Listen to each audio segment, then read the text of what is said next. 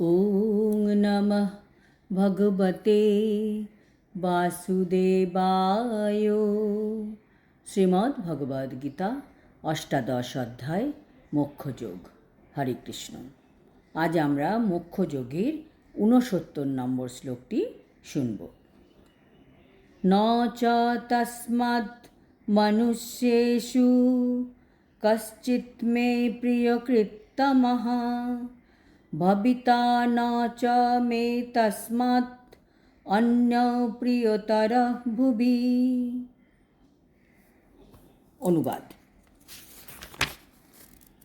এই পৃথিবীতে মানবকুলের মধ্যে তার থেকে অধিক প্রিয়কারী আমার কেউ নেই এবং তার থেকে অন্য কেউ আমার প্রিয়তম হবে না।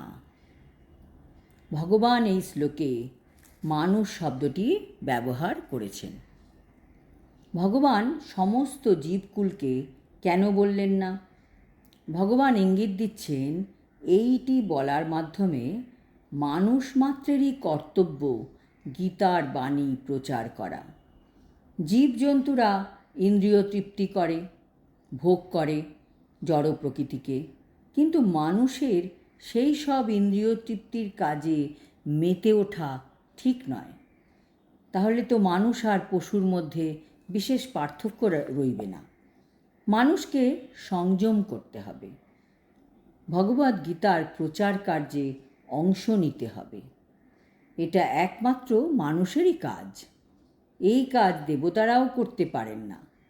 যে কাজ দেবতারা পর্যন্ত করতে পারেন না, সেই কাজ মানুষকে অবশ্যই করা উচিত।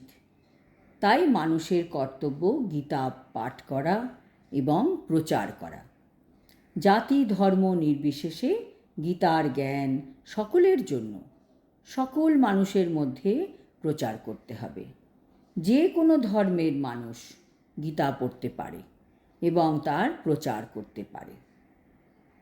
ভগবান এও বলছেন যে ভগবদ গীতা যে প্রচার করেন, ভগবান নিজের হাতে তার পারমার্থিক উন্নতির বাধা দূর করে দেন। তার থেকে প্রিয় ভগবানের আর কেউ নেই।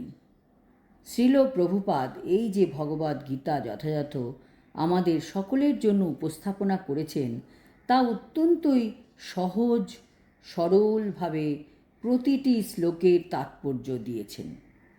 তিনি ভগবানের অত্যন্ত প্রিয় ভক্ত ছিলেন। কাজেই আমাদেরও প্রত্যেকের এই ভগবদ গীতা অধ্যয়ন করে তা নিজের জীবনে প্রয়োগ করতে হবে, তবেই এর সার্থকতা।